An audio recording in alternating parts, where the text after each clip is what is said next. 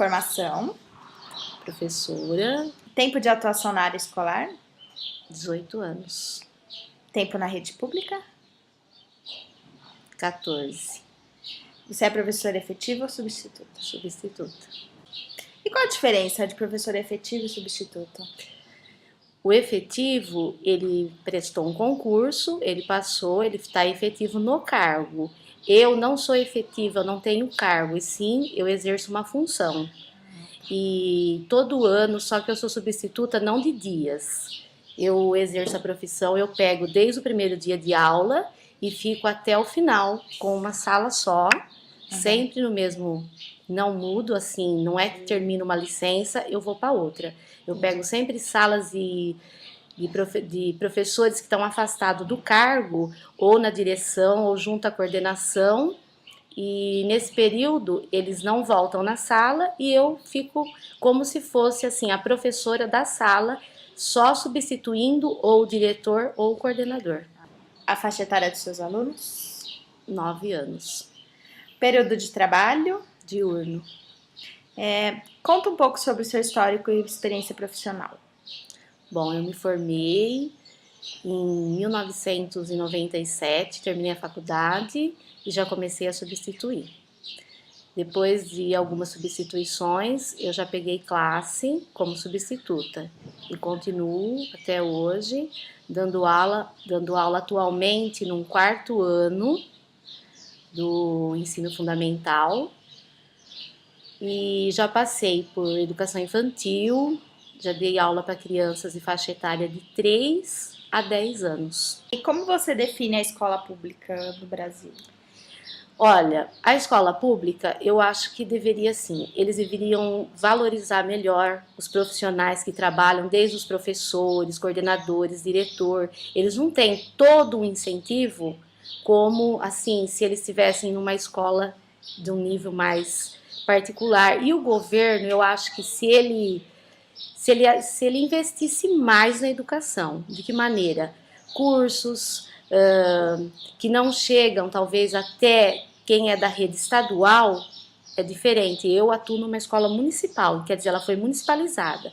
Então, as coisas não chegam numa escola municipal como ela chega da rede estadual. Qual é a diferença?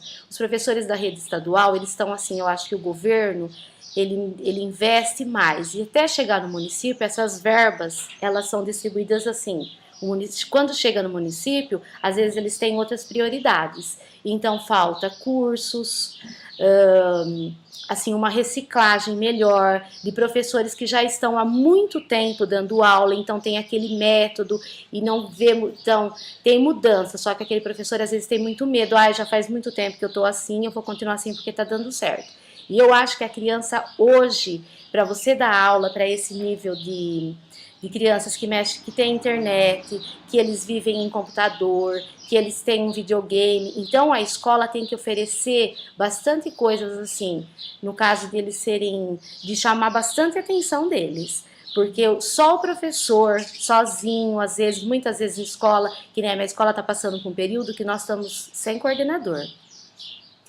Então, você participa, faz os HTPCs, só que não é como você tá assim, num grupo, por ser também uma escola pequena, a diretora, ela tá assumindo, no caso, toda a parte burocrática da escola e mais essa parte que não é dela. Então, às vezes, o professor se sente assim meio sozinho.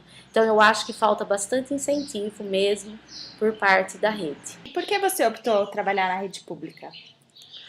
Olha, no começo, até quando eu me formei, algumas amigas eram da rede particular, mas como eu moro num distrito e aqui só tem mesmo, não tem escola particular e escola pública, porque eu, na verdade, eu gosto mesmo de trabalhar com esse tipo de criança, que eu acho que são, assim, crianças que precisam bastante, né, de um professor, que às vezes são crianças que nem têm uma mãe do lado para estar aí, e eu gosto bastante. E você acredita que tem diferença entre a rede particular e a rede pública? Sim, existem algumas diferenças, como na rede pública você tem, não que a aula os métodos sejam diferentes.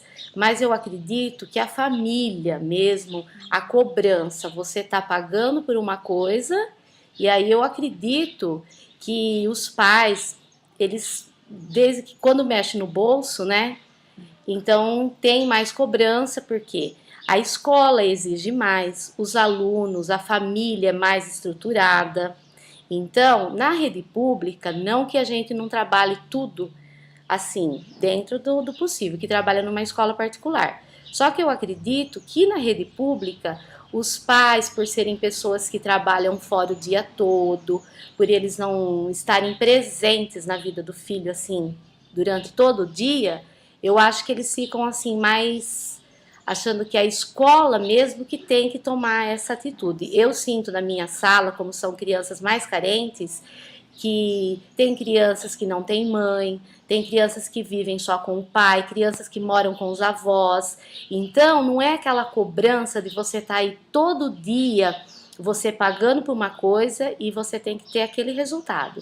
E na escola pública, às vezes, esse resultado não que você não tenha que alcançar, mas eu acho que a família mesmo em casa, eles não colaboram tanto com o que o professor incentiva, tudo que o professor faz na sala de aula.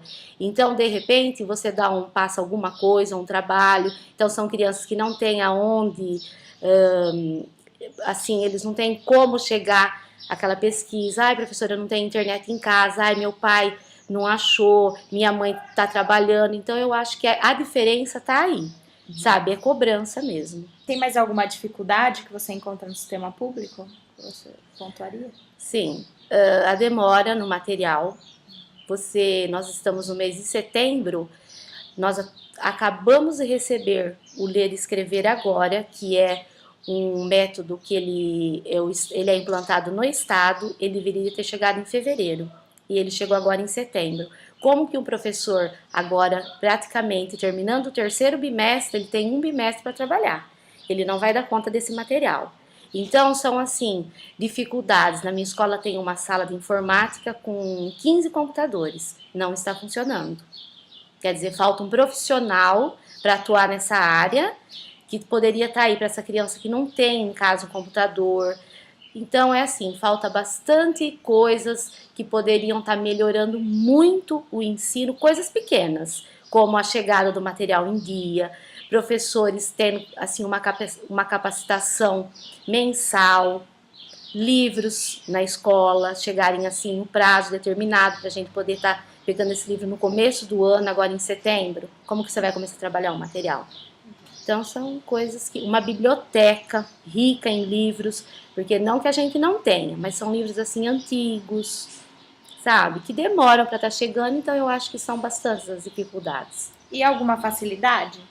Sim, a facilidade, eu acredito que seja assim, você está precisando de uma coisa, e aí o diretor, ele está próximo de você, e você pode, pelo menos na minha escola, você chega nele e fala assim, olha, eu preciso disso. Ele dá um jeito, ele sabe da dificuldade que a gente encontra, então você precisa de um material, você precisa fazer uma aula assim, que tenha que ter alguma coisa que não tenha na escola. Então o diretor, por ele estar próximo, e o secretário da educação nossa, como é do município, dele estar chegando mais próximo, de a gente estar visitando, que nem nós somos na Feira do Livro em Ribeirão Preto. Para as crianças foi uma novidade, nós conseguimos através da secretária, que vê assim que é uma coisa que a criança precisa estar visitando, um teatro, assistir uma peça, um cinema. Então são essas as facilidades, e você está próximo de uma secretária que ela já foi diretora de escola e conhece as dificuldades. Então, uma das facilidades é isso. A gente não tem tudo, mas assim, na melhor parte que a gente pode estar conseguindo é essa, de você estar próximo à secretária, que nesse vínculo eu acredito que é melhor você estar próximo do que distante. Tem as diferenças do governo estadual, né, para o município. Então, uma das facilidades que eu acredito é essa, de você estar bem próximo. E você acha que a estrutura física da escola e tudo que ela oferece, eles podem influenciar no rendimento dos alunos? Sim, eu acho que uma escola bem equipada, é claro que o aluno vai se interessar bastante por tudo aquilo. Se ele chega na escola, ele tem aí uma escola assim com aspecto bonito, ele se interessa mais, não que isso seja uma das prioridades, mas na escola que eu atuo, é uma escola assim, ela, apesar dela ser uma escola de um distrito, uma escola pequena, ela é uma escola bem interessante, uma escola assim que ela passou por uma reforma muito grande e a estrutura dela, ela tem uma brinquedoteca que foi implantada recentemente, ela tem sala de vídeo, ela tem uma biblioteca que não é tão rica em livros, mas tem. Então eu acho que a estrutura, ela incentiva assim, o aluno fica bem interessado. Se você tiver uma estrutura bonita, é claro, tudo que está melhor, o aluno tem mais interesse. Qual você acredita ser o responsável pelo fracasso escolar? Uma é o desinteresse do aluno. Primeira coisa são assim, uma sala de 20 alunos, você tem uma porcentagem baixa de alunos interessados, que vem mesmo com interesse para estudar. Então, quando os alunos não estão interessados, eu acredito que o professor encontra uma grande dificuldade. O primeiro fato é o desinteresse. Depois vem a família, que eu acredito que é o centro de tudo, e mesmo você não tendo uma família assim, às vezes a estrutura da família, o pai, a mãe, às vezes não é alfabetizado, eles estão distantes da realidade. Muitos reclamam que o ensino é diferente agora, que eles não sabem aquilo. Então eu acho que só o tempo da criança na escola não é assim, não é o necessário para que a criança aprenda. Então ela fica um período de 4 horas e meia na escola. Ela chega em casa, é um desinteresse total, tanto da família quanto do aluno. Então eu acho que deveria ter assim escolas de tempo integral, o professor poder estar incentivando projetos fora da sala de aula. Então eu acredito que melhoraria bastante, mas também eu acho que falta muito investimento. O que você acha que é um aluno indisciplinado para você? Como que é um aluno indisciplinado para você? Eu acho que a escola, os pais deixaram assim, a escola responsável pelo tudo do aluno. Então, o aluno, às vezes, essa educação que falta para o aluno. Então, não é a educação que muitas pessoas, eu acredito, que não é que não entendem, eles não querem entender que o aluno ele vai na escola para aprender. Então, ele tem que aprender a aprender, muitas vezes, a aprender a ouvir, a aprender. Então, eu acho que é assim, é a falta de limite que a criança tem, aí a educação dela, da criança, ela fica assim, bem restrita e o professor tem que dar educação para a criança primeiro, para ela poder ensinar. Então, uma das grandes causas eu acho que é a falta de limite que a criança tem, falta de educação mesmo. E você acredita na falta de motivação de alguns educadores? Sim, acredito.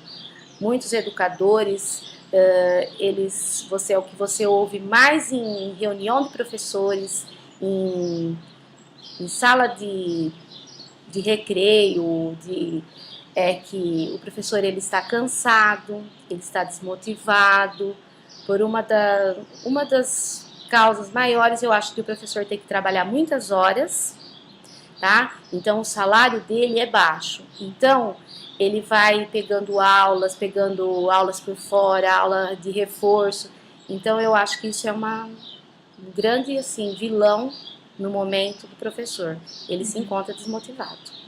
E qual a sua opinião sobre a formação regular dos professores? Você acha que é suficiente?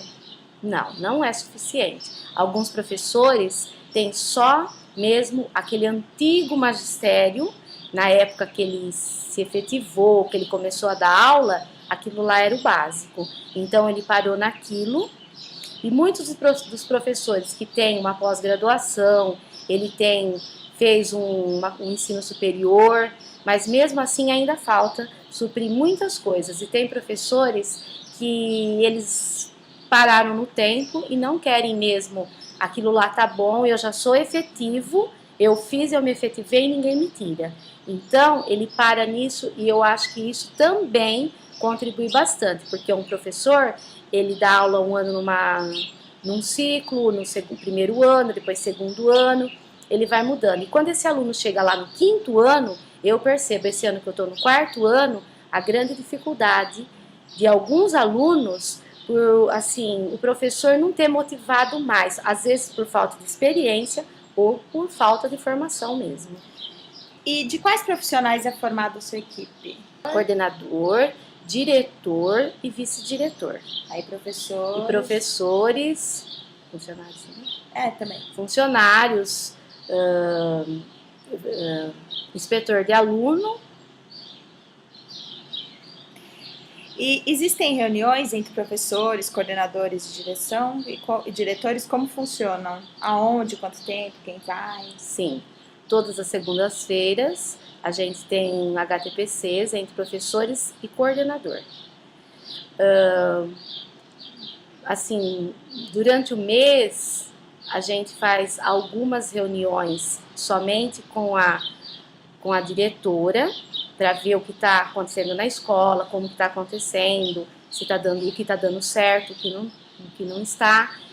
Nas finais de bimestre, reuniões com os pais e com os professores, e a gente procura envolver também, pelo menos, a comunidade em alguma dessas reuniões para ver quais são as prioridades. Uhum. E tudo com alguma tentativa de melhora? Sim, são bastantes as tentativas para a gente poder estar melhorando, e algumas coisas têm dado muito certo. E, na sua opinião, o que é ser professor? Bom, para mim ser professor é assim, em primeiro lugar é colaborar muito, né, com uma criança que chega aí na escola às vezes bem, assim, bem crua mesmo, e você acompanhando essa criança durante o período de um ano na escola, você vê a mudança dela.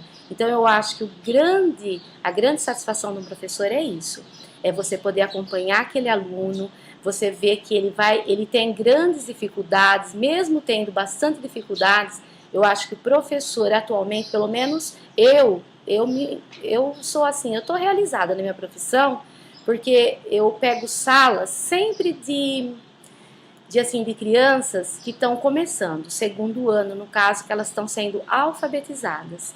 Então, você chega no final do ano, você vê aquela criança que chegou lá sem nada, às vezes não conhecendo uma letrinha, ele sai lendo, ele constrói, ele consegue fazer um texto.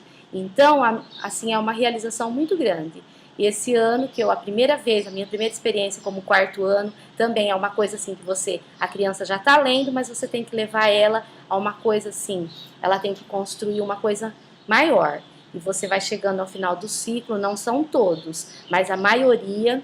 Então eu acho que a grande realização é o sonho que a gente tem de ver aquela criança que às vezes chega sem nada e você consegue levar ela até um ponto extremo.